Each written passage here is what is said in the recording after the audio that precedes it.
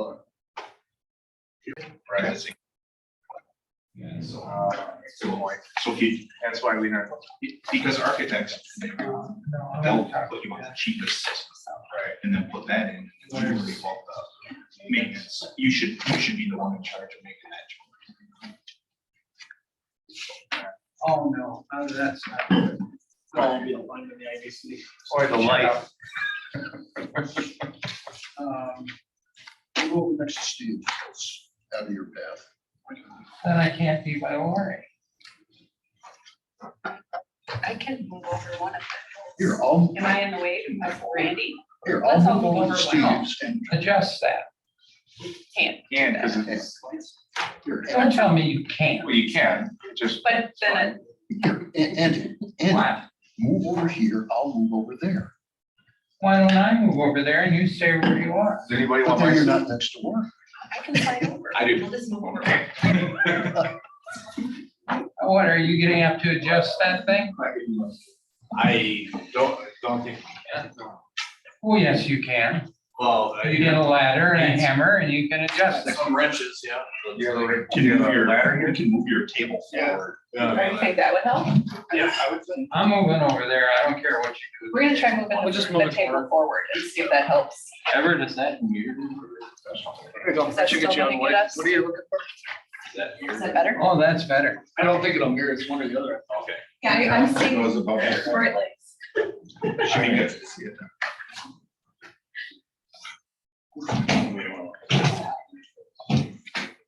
What am I shaking out?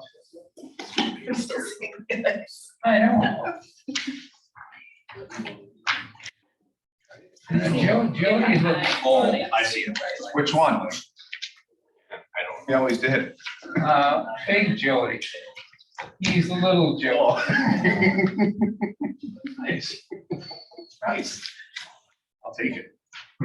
I told somebody this story. My grandfather was named Andy, and I was named after him. And I don't think there's anyone left alive who would know what you meant if you said, I saw little Andy. He was big Andy and I was little Andy. Until I was in my 50s. He's first, you're second. Okay. That's the way it's gonna be. Unless it's a foot race. I'm in a mood. I'll call the meeting to order. Roll call. Meek, Yes. Tinker, Yes, Hanson, Yes. Gershman. Yeah, I can't see him now. I think I heard you heard a sound. okay. Yeah, here.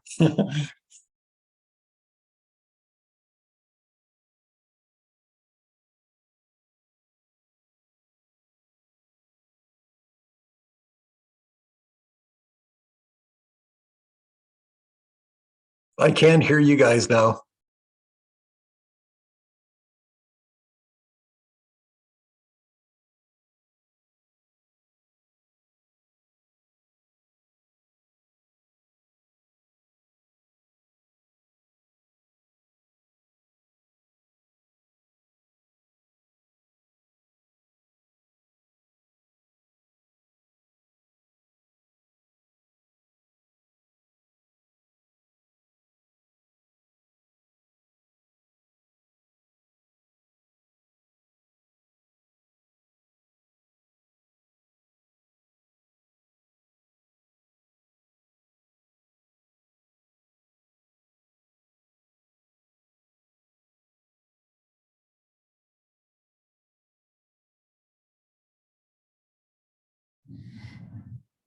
Welcome, Chris.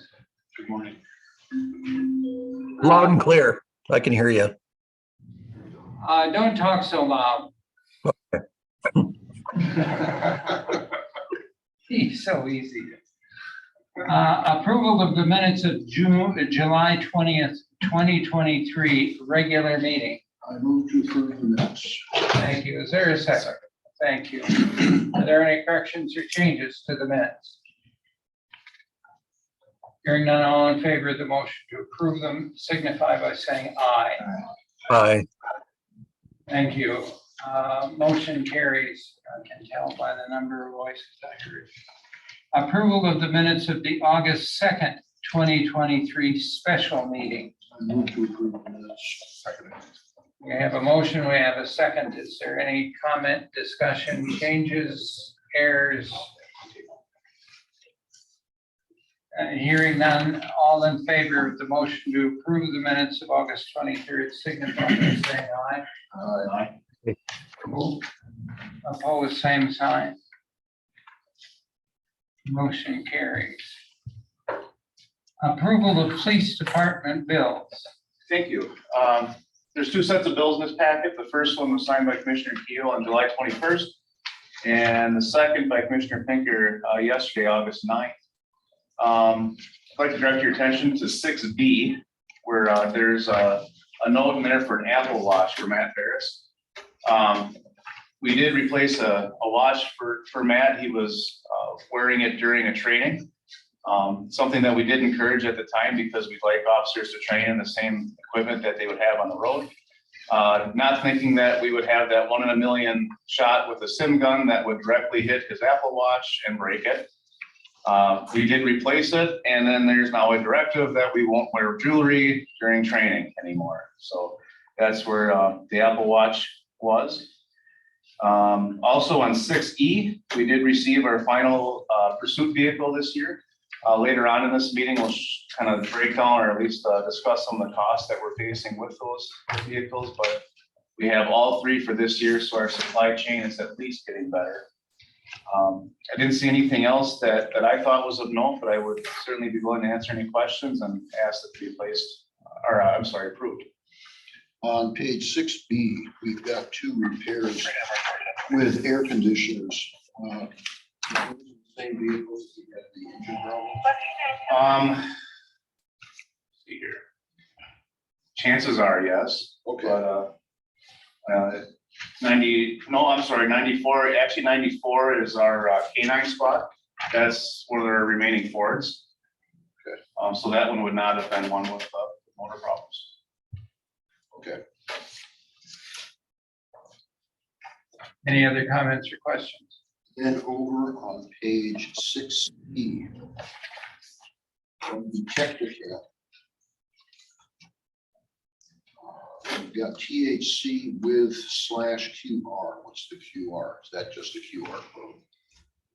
Yeah, I believe it's with QR code. We're changing our drug test kits. And these are the newer ones that will be that can differentiate between CBD and THC. Okay. So there must be a QR code on that. I'm not real familiar with the use of them yet. Any other comments or questions? If I remember correctly, you're spending $8,000 or $9,000 to repair the engine on a car that's 2/3 used up. Everything that we have repaired is warranted. We haven't had to pay anything out. The real problem is the downtime that it takes for them to get a motor in. Okay, that's fine. Any other comments or questions?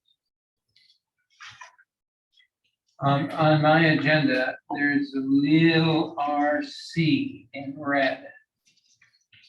We prompted that. Need a motion in a second. Oh, we need a motion and a second to approve the police department bills. Speaking of motion to approve. Thank you. Second. Any comments or questions? Hearing none, we need the vote, and that needs to be a roll call according to my agenda. Meek, Yes. Pinker, Yes. Hanson, Yes. Gershman, Yes, Keel. Yes. Thank you. Approval of the fire department bills. Good morning. We have 2 sets of bills, one signed by Commissioner Pinker on July 21st and another signed by Commissioner Hanson on August 9th. A couple of things I'd like to draw your attention to on page 7C.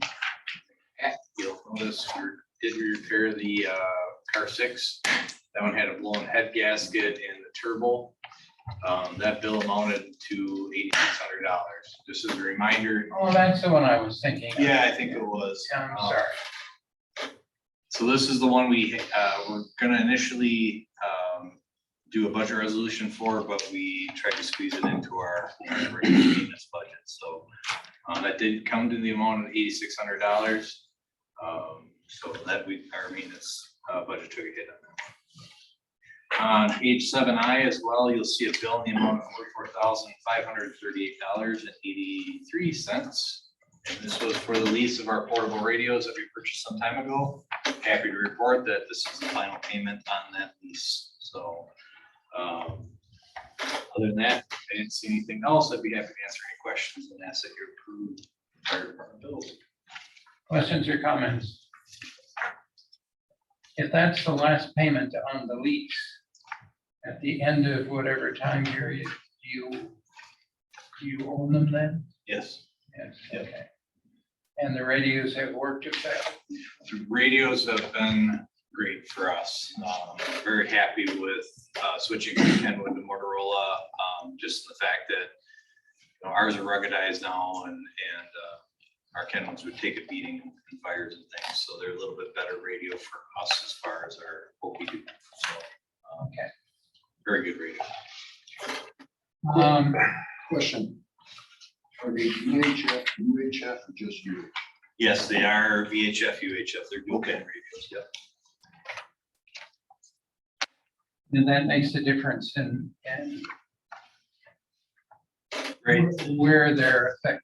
Right, so we use VHF for almost everything except for tactical operations on a fire ground, in which we switch to UHF. UHF has a lot better penetrating capability into the structure.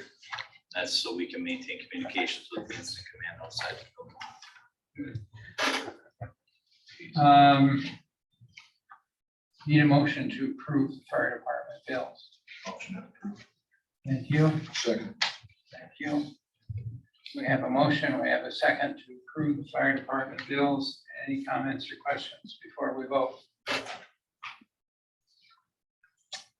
Hearing none, roll call, vote, please. Meek, Yes. Pinker, Yes. Hanson, Yes. Hirschman.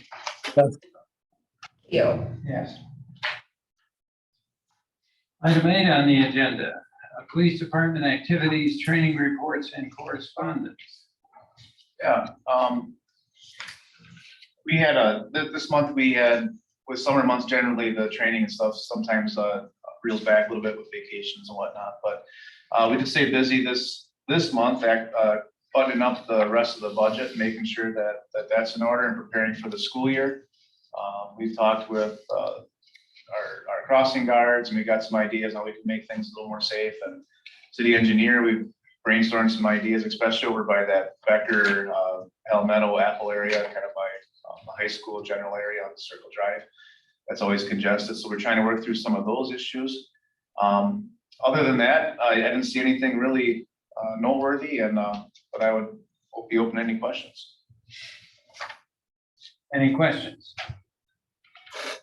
Comment? Hearing none, thank you. And we will go on to the patrol officer performance review update presented by Assistant Police Chief Sick. Thank you. Gonna start with kind of just going through the reasons for why we wanted to make some changes here. So when I became the assistant chief back in January, this was just one of my goals, was to look at our performance evaluation process. One of the primary reasons for that is that the city uses the same performance evaluation across the board for all employees. And those were occurring on an annual basis. And they're very general, not really job specific. And so we wanted to take a look at making those more job specific for our folks at the police department. And due to them only being done on an annual basis, I felt like some of the goals that were in there were lost over the course of time as well. So we started out kind of with the desire to have the evaluations be job specific, hoping to provide some clarity of expectations for our patrol officers, provide feedback to them more often, and have some consistency among shifts with the expectations. So those were kind of the reasons for why we wanted to take a look at it. HR, Human Resources was very open to us, looking to do more of a specific model for ourselves, so that was nice. So we started out with patrol, specifically just a performance evaluation for a patrol officer. Obviously, that incorporates the vast majority of our people. So we started there, and we also started with the intent of wanting to make the new evaluation process on a quarterly basis instead of annual. So to do that, I went through and read a number of peer-reviewed journal articles, went to consulted Dolan Consulting, went to a webinar, read some books specific to police performance evaluations, but not only that, just performance evaluations in general in other areas as well. So we did kind of come up with a form, got it in place, was able to get Chief Gurink and the lieutenants buy-in and making that change. And we started out in Q1 just kind of with a first version and a trial of that. And ended up being a little later than we wanted it to be, just because it was a process in the first quarter there. But we did accomplish those in Q1. Prior to doing that, I had actually met with each of the shifts and kind of talked through what the form looked like, why we were making the changes, all of that, and hope to get their buy-in as well. I also explained to them that this was a foundational document that we were starting with, and that we were going to try it a couple of times and then try to get some input and feedback from them as the process went on too.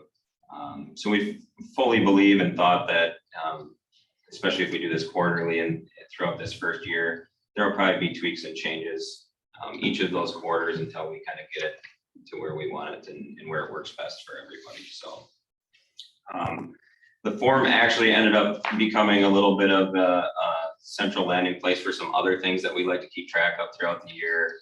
That I can go into with you on the form here shortly, but kind of keeping track of our training hours and stuff like that. So it accomplished a few things.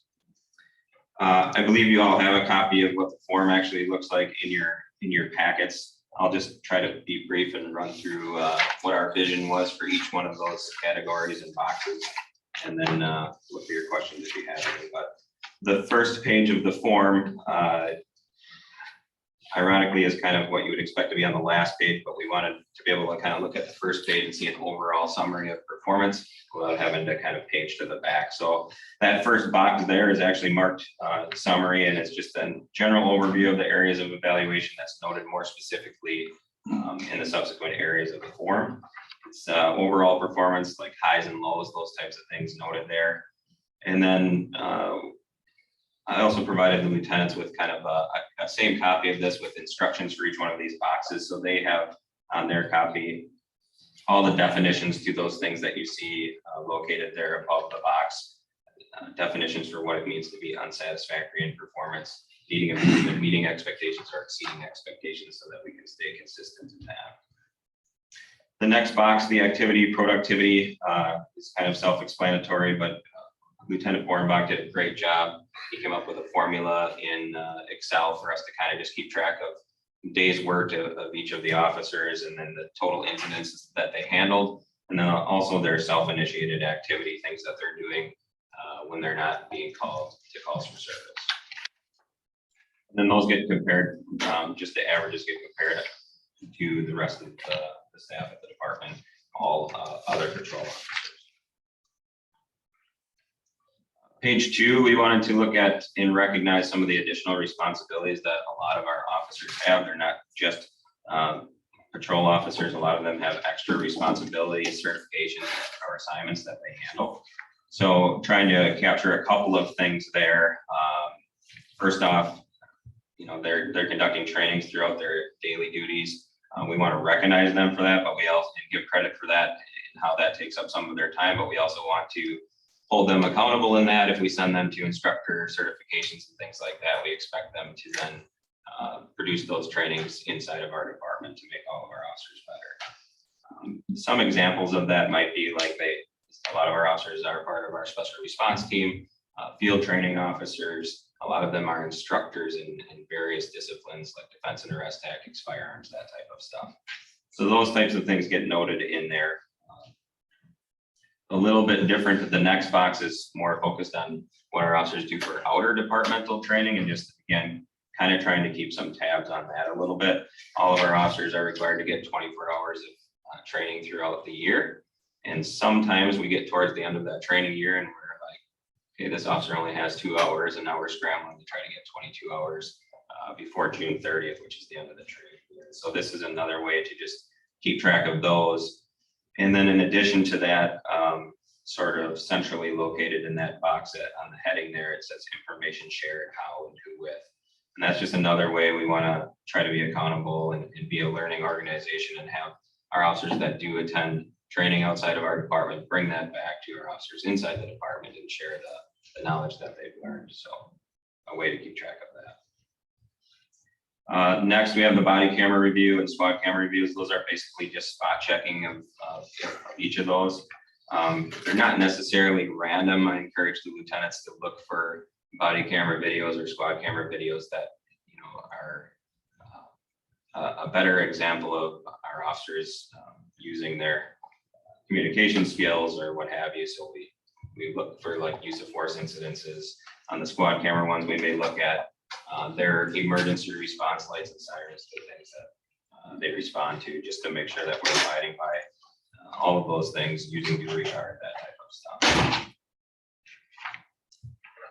The next page, we actually have been doing this for a number of years. We do use of force reviews and we do pursuit reviews. So what happens is if an officer uses force within our department, they complete a form that goes to our defense and arrest tactics instructors. They look over that use of force incident to determine whether or not it met with the training standards that we've all received. It then goes to that officer's supervisor and they look at it more through the lens of policy and that it complies with that. And then ultimately it comes to me for one final review before it gets filed. Again, we've been doing that for years and we do the same thing for pursuits, and those get filed kind of in a different place.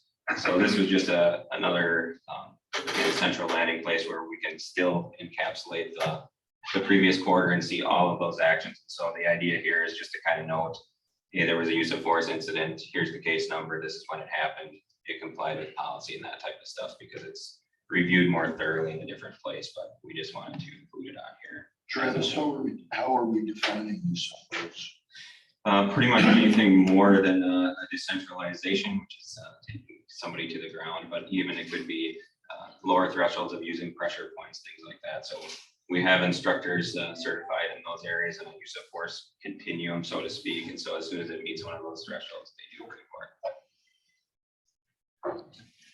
report. The next box, interaction / communication with coworkers, supervisors, court, community, etc. This was something I just wanted our officers to view through the lens of our values and to encapsulate all of their communication, regardless of who it's with, just to make sure that we're demonstrating those values, or if we're not, to note it and then to make improvements there. Just a little bit of a catch-all box there, but things can be noted there and then referenced in. If there's work that needs to be done there, it can be referenced on the next page, which is the goals section. And those things can be observed personally by the supervisor, brought to them by peers of the officers, observed again through body cameras, otherwise found in our guardian tracking system. Any of those ways they can use those observations in that evaluation. The goals section on the final page was pretty much copied from what we had previously with the city's performance evaluation. The only thing that we added here was a line at the end of each box to note progress. And one of the things that I asked the lieutenants to do was collaborate with the officer on some of these goals, obviously, and then make some of the goals be short-term and some of them be long-term. And of course, these goals should also be reflective of areas that are identified earlier before we might need improvement and things to work on. There's a section that allows for the employee to make comments about any of the stuff within the form thereafter. And then it goes to their supervisor, meets with them, they sign off on the form. It goes, I review it, and then it ultimately goes to Jody and human resources. So that's kind of it in a nutshell. I learned that creating performance evaluations is a relatively difficult task, especially for law enforcement officers with the autonomy that they have and the variety of job tasks that they might be called to do, but we're hopeful that this is a little bit more specific to what they're asked to do in any given day compared to the way we were evaluating before. We're hopeful that doing it on a more proactive basis and more often that we can just encourage and keep a better eye on how they're doing and give them the feedback that they deserve. So with that, any questions you might have about the form, the process, or Just got anything that I can one answer? additional benefit to this is that it made our department more consistent among the shifts. It seems like in the old systems, we had kind of 4 silos, and however the lieutenant, whatever the personality of the lieutenant was at the head is how that shift was run. And then Steve's smiling, he remembers as well, probably that we didn't have consistency as far as even discipline or what was expected as for performance or anything. And so depending on what lieutenant you worked with, you could adjust your performance. With this system, lieutenants get together. If there are performance issues, it's discussed and it's consistent among the entire department. So that was a real benefit, I think, to our department, and it's increased and improved our performance as lieutenants and officers. And so the lieutenants will get together quarterly. I'll meet with them as well when we get kind of all of these done. And then if a lieutenant is debating whether or not somebody meets expectations or not, we can have a little bit more of an objective approach by gathering that all of them together and talking through that and trying to compare amongst shifts and make sure that we're all consistent that way. Okay, comments or questions? Got a question for maintenance of records. I see the Axon logo here for body cam, squad cam, and then interactions and communications. Obviously, we're going to generate a large amount of data with both squad cam and body cam. Are we storing that locally, or does Axon store that in the cloud? Axon stores that for us. We pay them a significant amount of money to do that for us. I have a question. My question is on how are you capturing the activity in the data? Is it I know some of it is going to be reported through the activity of the daily stops, but how is it mostly self-reported? If I'm understanding your question correctly, a lot of that in terms of the activity productivity is being captured through our records management system, CIS. So we can run reports in there to see, the different types of calls, the numbers of calls, all of how they result, whether they're warnings, arrests, those types of things, citations, all within our records management system. So the lieutenants will run reports of the individual officers to gather that data. Does that answer your question? Yeah, it does. So really from an officer standpoint, they don't really have to report anything other than just, doing their daily activity. It's going to show up. Correct. They don't do like daily patrol logs or anything like that and self-report that stuff. Okay, very good. Thanks. Any other questions or comments? I thought I heard you say that you have definitions for some of the categories.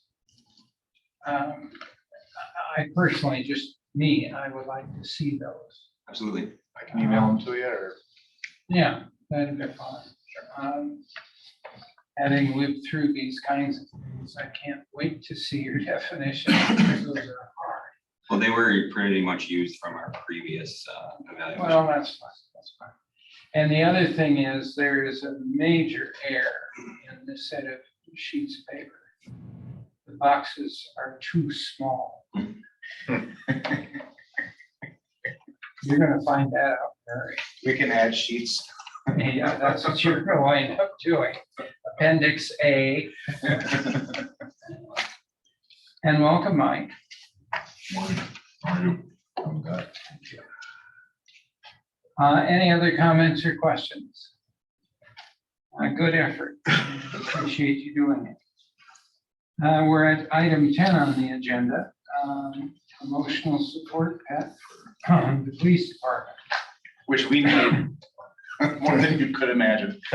What? We need an emotional support pet in the house. I mean, the firefighter often has Dalmatians. We would like a Labradoodle to help us through the day. Listen, you want a dog, get a dog. Okay, thanks. Gotcha. School resource officer, Tony Klein is with me today. He's got a unique opportunity that I'd like him to bring forward to you to approve us moving forward with. So Tony? Yeah, so I came up with the proposed idea of getting a police therapy dog for the department, just based on networking with other officers and departments throughout the nation. This last year, I was able to attend a handful of trainings and conferences, and it became very apparent right away that this is a very popular direction and successful direction a lot of departments are going. I think the benefits are pretty self-explanatory of having a therapy dog, but just to name a few, first and foremost, they're to build positivity and build positive connections between the community and law enforcement. My role as a SRO or school resource officer, I think is even more so. A lot of times, I have to speak with children as small as 4 or 5 years old about some pretty horrific and disturbing topics and things that have happened to them. And the therapy dog is there to comfort victims of crimes, to comfort people in distress, just to bring a calming nature to that situation, which helps de-escalate things and opens the door for communication, which lets us do our job a lot more effective. The benefits go on and on. I could sit here all day and talk about it. It's hard to find a negative.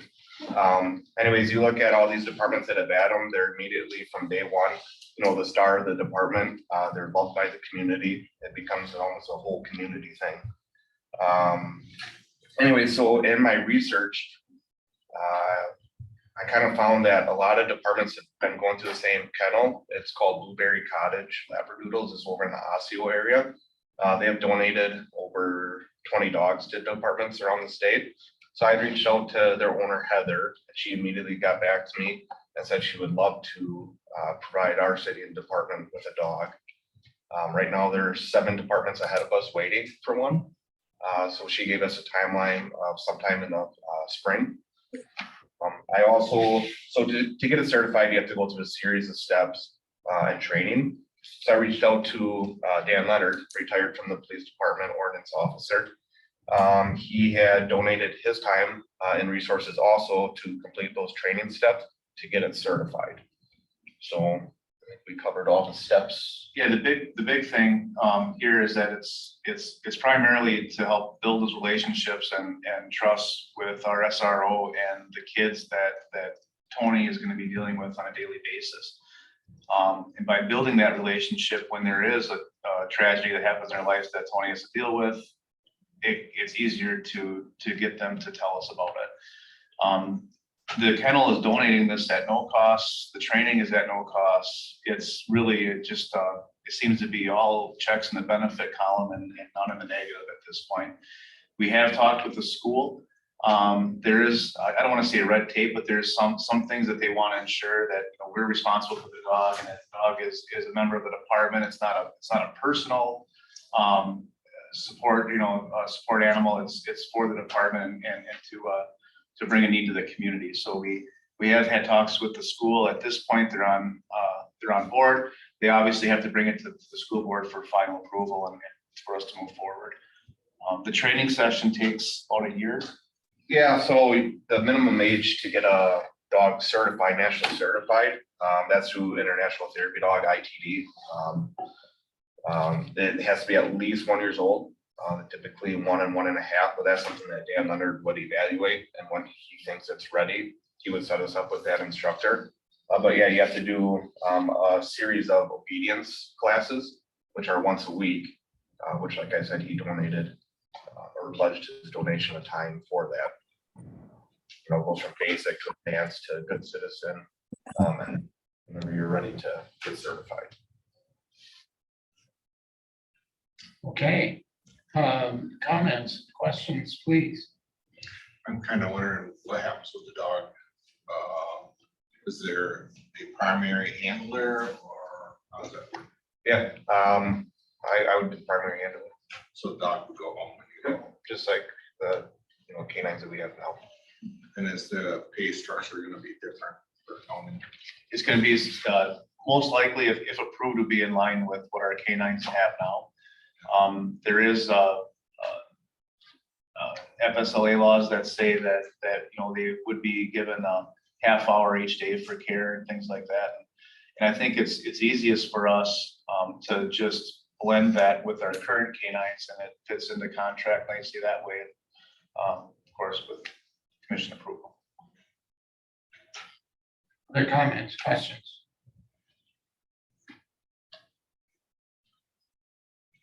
Now, I think when you look at things that have been broadcast nationally, regionally, there is no downside to this. With it, and I can even see this. You're dealing with children. I have no doubt at some point, an older population. This would help. Yeah, well, that's the thing, I mean, with all the nursing homes, with Children's Hospital, and this is for the community, not just the schools. This is part of the department. Anything else? At this point, it doesn't appear that we need a motion to let you move forward. Is that correct?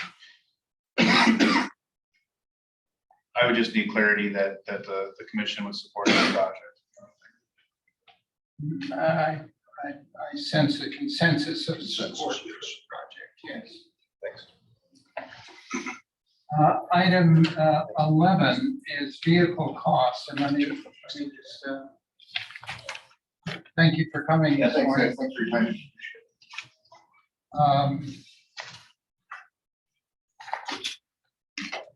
Jody, please, Jody, we're talking informally about new vehicle, and I think I probably asked a question about cost. And again, you know, the price of things solidified for me in 1955. But the price of a pursuit vehicle without a whole lot of stuff on it at 42,000 seemed to me to be a substantial cost. And then I find out there's an additional almost $14,000 in equipping, which brings the cost up to 52,000. And I wish you'd talk especially about the equipment that has to be added to it. Absolutely. Our pursuit vehicles are actually even any vehicle. There's some areas that don't buy the pursuit vehicle. They would buy like Marathon County, for instance, uses a Ram pickup that they buy, and it's not a pursuit rated vehicle, which means it doesn't have a little bit bigger brakes and it doesn't have some bigger alternators to keep all the equipment going. It's really the biggest differences between a pursuit and a standard vehicle. But the cost has increased over the years as expected, and especially after the pandemic, those costs have to skyrocket. So the pursuit vehicle itself is really just a standard vehicle. It doesn't have a center console in it. It's usually got at least our vehicles now have a metal mounting bracket in between the seats, and that's pretty much all we get. It's just the core vehicle. From then, we have to equip it with emergency lights, siren. The police radio is about $6,000. Radar units are about $3,000. We put in our computer systems. They're about $5,000 a piece, not including the mounting brackets for those. Usually we can transfer some of that equipment from one vehicle to another, like the computer, we can usually transfer. In most cases, the radio will transfer. Some of the mounting brackets can, but in time, those mounting brackets start to wear. And then it becomes a safety issue because they're not secure in there. If you're in a crash, that becomes a projectile. So we keep an eye on that. But essentially, it's about $14,000 by the time we add the cage and safety equipment and the necessary equipment that we need to do the job. Those also have legs in time. We have 4 squads ready now to transfer over, but we can't get the materials inside, or slow to get the materials to put inside of it, which means we're using the older vehicles longer, and we all know how they're holding up. So these are all challenges that we're facing. Everything takes longer and costs more in today's market. So. And the price of the vehicle is a state price? That is a state bid price. And to be honest, there's not much difference anymore with the state bid to the other one. We're finding that out with the ordinance vehicle that we're hoping to purchase in the beginning of next year. The difference in price was less than $1,000. Okay. That's really for information only to the commissioners and hopefully to the people who are watching. I want people to understand that costs are increasing at a level that's incredible to me. And they bear the burden. I want people to know. Thank you. Thank you. Beginning process of strategic planning in the police department. This is, my intention today is really just to put this on the commission's radar. This is something that Travis and I are gonna learn as we go through it. And most importantly, I want the commission to know kind of how this came about, because I'm really proud of how it came about. Our strategic plan basically expired in 2022. And so it was kind of a thought of mine in the back of my mind that we need to update that to make sure that we're sticking our head out of the weeds, so to speak, and looking to the future. As that was on the back burner, so to speak, I was approached by Max Shepler, who was about a 5 to 7 year, somewhere around in there, officer. So kind of in that stage of his career where he started to understand his job and to look and how he can improve in the department. He approached me after attending a school and said that he would like to form a committee on reviewing and maybe revamping our values. He said that the school that he went to taught that the values should be something that every officer should basically have on the tip of their tongue. And that way they can live up to their values more often. And they can have more buy-in. And especially, he said that there should be probably about no more than 3 of our core values that the officers can get behind. Recognizing that this is a good opportunity for him to focus on the department itself and to rally the troops, so to speak. I told him that he should move forward and see where the troops are at with their values. And I did say before he started that, of course, it would be reviewed by the commission before any changes would happen, but let's see what we come up with. He did come up with 3 values. They were very good. We brought it to our management team and it kind of sparked a conversation with, these values are good. We know where our troops are at. But we also want to have our flair with it too, with administration. And I think the best way to move forward with what we realize, actually, I should say, is that a strategic plan would help us reel in our values, review our mission, and kind of realign us maybe with our community and where we want to bring our department. And so because of the conversation with the values and with the management team reviewing it, we decided that it's time to try to take on this challenge of moving forward with a strategic plan. None of us have ever done a strategic plan, so this will be a challenge. We're going to see if we can find some resources in our community, and of course, I would look to this body to help guide us through this too. I don't think this is going to be anything that's going to happen tomorrow. I think this is going to be a work in progress for us, but at least at minimum cost, it's going to have our focus be on where we can bring the department in the future, even if I don't get it down on paper anytime soon.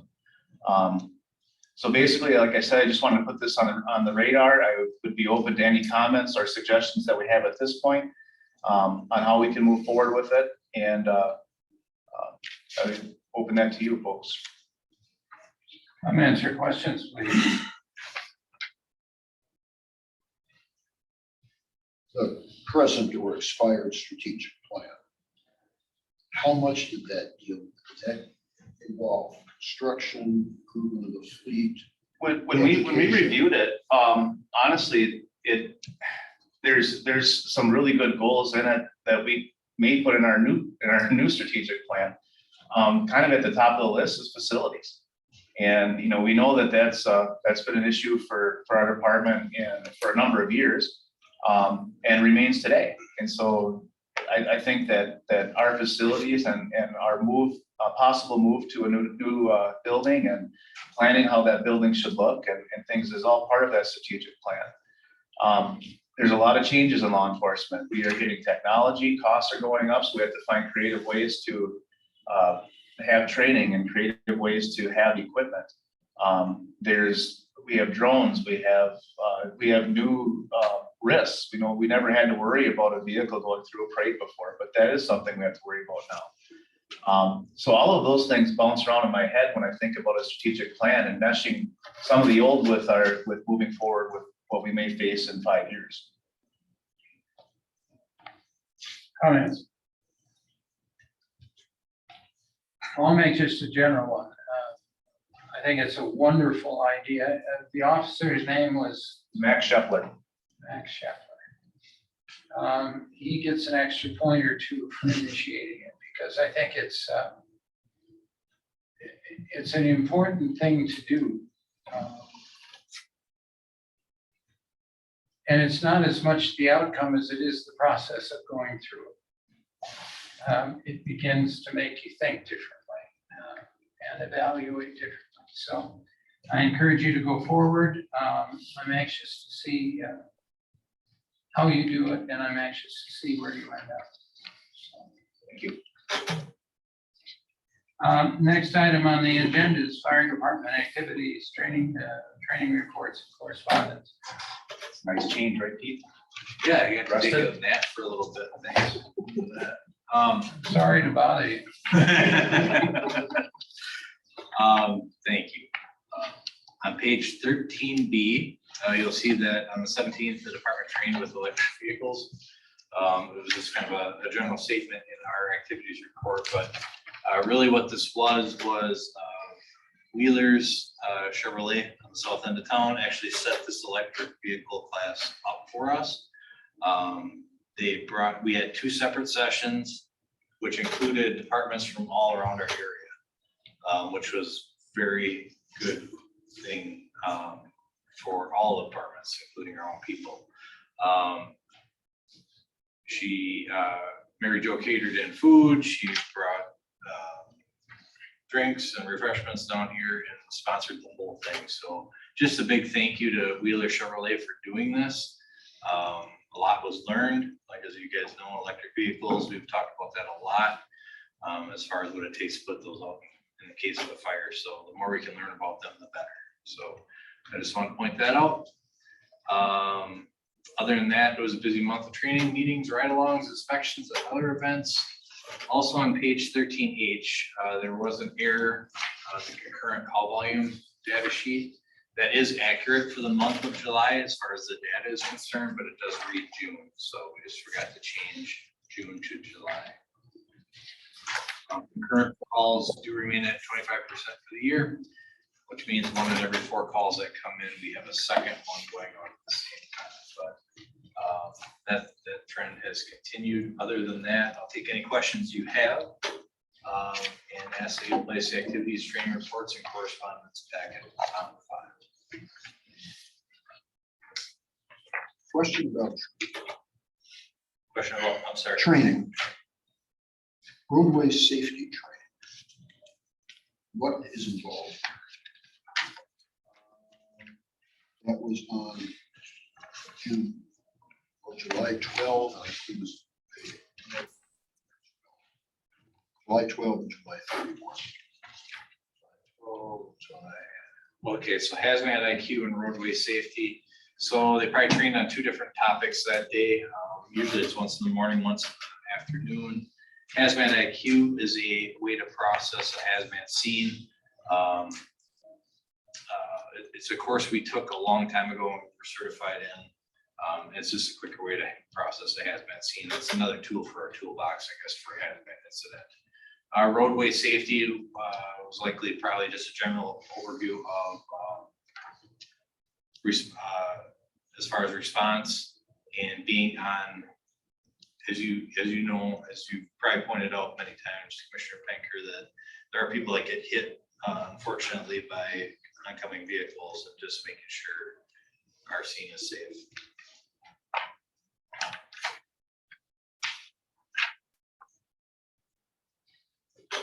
Comments, questions? This is a place for me to add a comment. Yesterday, I received a rather detailed report about medical emergency incident that happened at the YMCA, I think on Monday. And of course, when things happen at the Y, you know that there's a doc exerciser, you know, the woman swimming next to him was a registered nurse in the cardiology department. You know, I mean, it's a great place to have an emergency. Yeah. But they called for an ambulance, and I asked, when the fire department, that's the way they talk, when the fire department got there, how did it go? Oh, those guys know what they're doing. They just took over. He crashed on the way to the hospital. That's not a very long distance.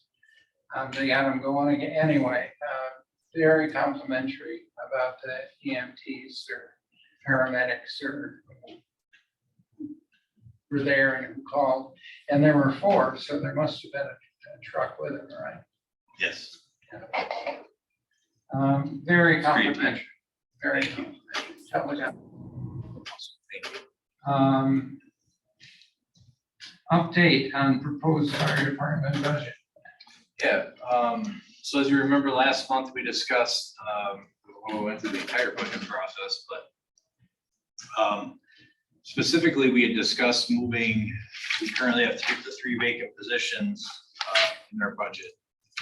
We had talked about moving those positions out of the EMS enterprise fund, that's where they currently are housed, and putting them in fire protection. If you remember, the reason why was because the EMS enterprise fund can't support those additional 3 personnel. So that's why we decided to move those, and there was a motion in the past to move those 3 personnel into the fire protection account. I started moving this on to I was gonna move it on to finance budget personnel. City administrator and finance took a look at my memorandum, and they agree that 3 personnel need to be funded. However, they had a different idea of how to do it. And that's why I'm bringing this forward. So what their plan was or what they think would be best, I suppose, is to leave those 3 personnel in the EMS enterprise fund budget. However, on an annual basis, what they would like to do then is, knowing that the EMS enterprise fund cannot support those 3 personnel, they would like to take monies from the general fund and then make a transfer annually for those 3 positions to support those 3 positions.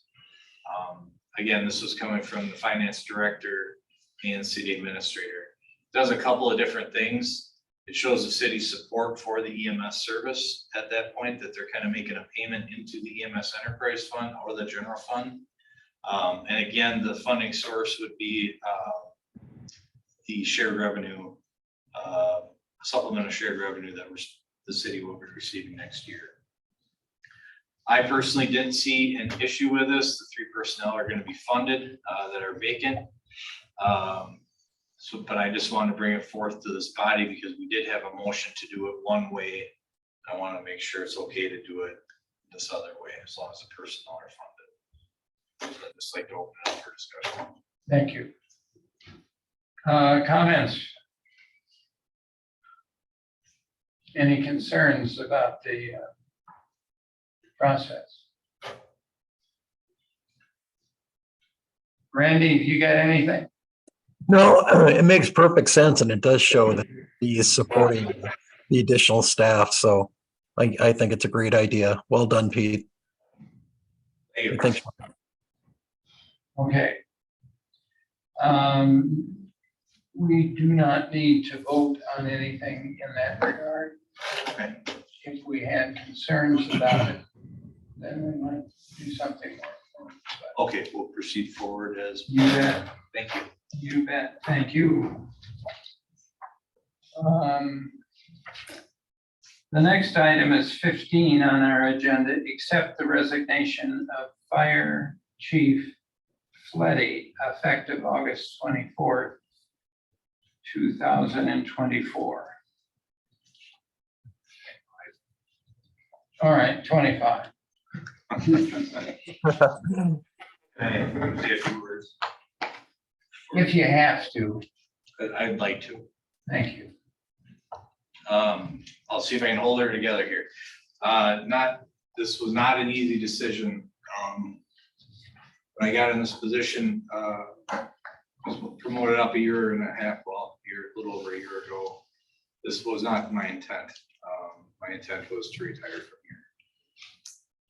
here. With that being said, there's some personal things that have happened along the way that both family, and I'd like to keep those personal. But things sort of happened this spring where I started looking elsewhere. I wanted to see what I was worth. I wanted to explore other options. I've been here for almost 26 years now. I'm just really grateful for having had the opportunity to serve this city. This was my first and only department so far at this point, and they offered me the opportunity first, and I wanted to be loyal. And like I said, my intent was to remain here my entire career, but things sometimes happen, it seems, for a reason. And those things kind of took place this spring. I'm extremely thankful for all the professional and personal relationships I've made over the last 26 years. It's been unbelievable.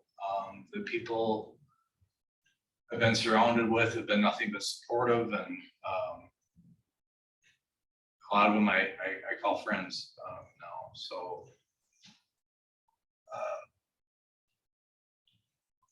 thing that made this really difficult are the people within this department.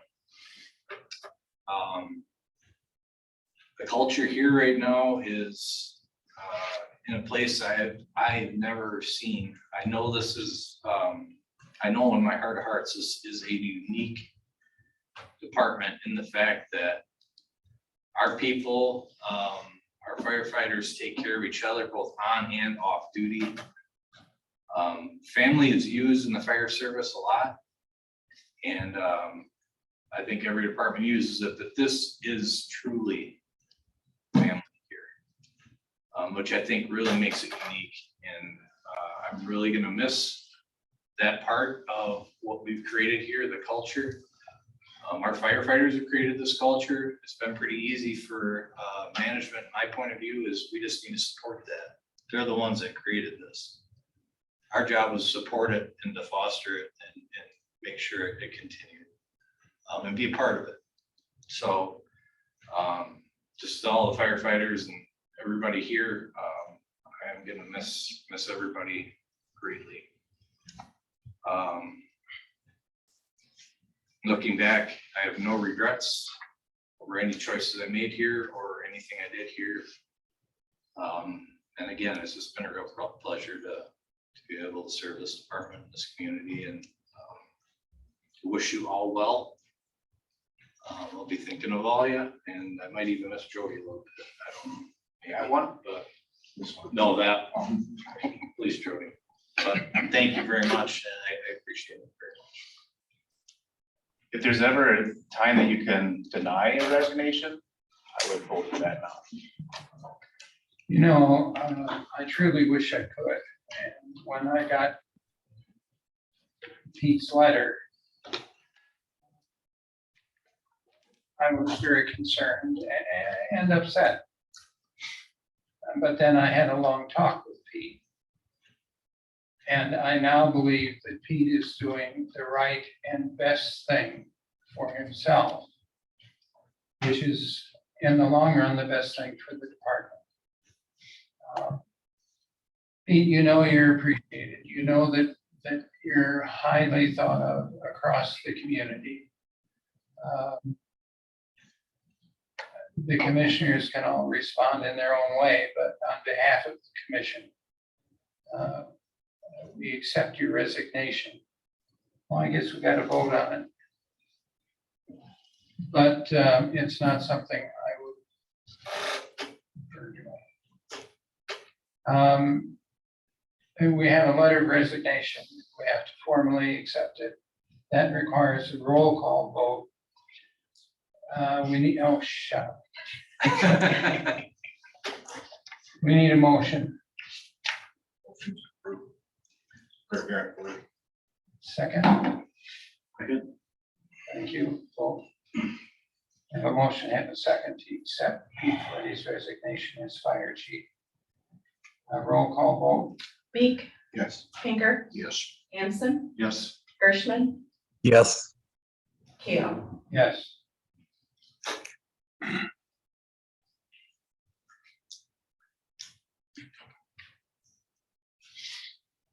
It's a difficult thing to do.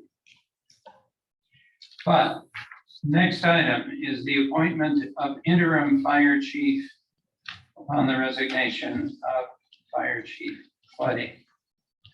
I'll introduce this a bit. We met last week, the commission met last week in closed session. And Chief Floody was with us, and we questioned him about all of the possible individuals who were qualified in his mind and ours to be interim chief. And at one point or another, I think we talked about pretty much everyone. And the consensus was clear that we wanted to invite DC Jody Clemens to be interim chief. I talked with Big Jody, Little Jody, whatever. I talked with Jody about it. He has agreed to take on those responsibilities, for which I'm very grateful. And I would now ask that we have a motion to appoint Jody Clemens. I'll make the motion.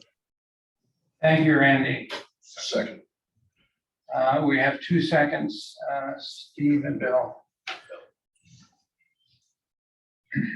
Any discussion? Jody, what are we gonna do with your shift in the interim? I didn't hear what you said. Your shift. I'm sorry, Randy, let's have it again. Oh, my question is, I can't remember what we, from the prevention side is where Pete came from. You're coming from an actual shift. Do we just move a lieutenant up? Since I'm in the interim right now, I think we're gonna discuss that. There'll be a lieutenant that'll be in charge of the shift in the interim, and then we'll be looking for what we're gonna be doing more permanent going forward. Very good. Anything else? Roll call, please. Meek, Yes. Pinker, Yes. Hanson, Yes. Gershman. Yes. Keel. Yes. Congratulations.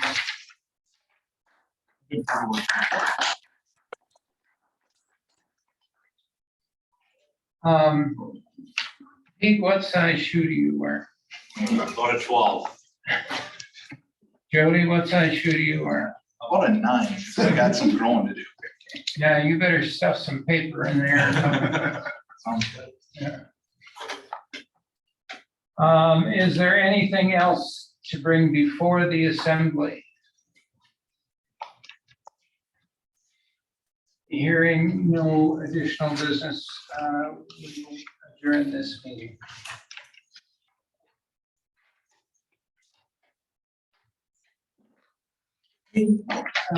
Yes, showed up earlier than you usually do. It's tough business. But I think we all just couldn't wish you more. I appreciate it. And we'll be right back. Good spot. As long as Lori is here, we'll manage. Yep, she's, you lose her.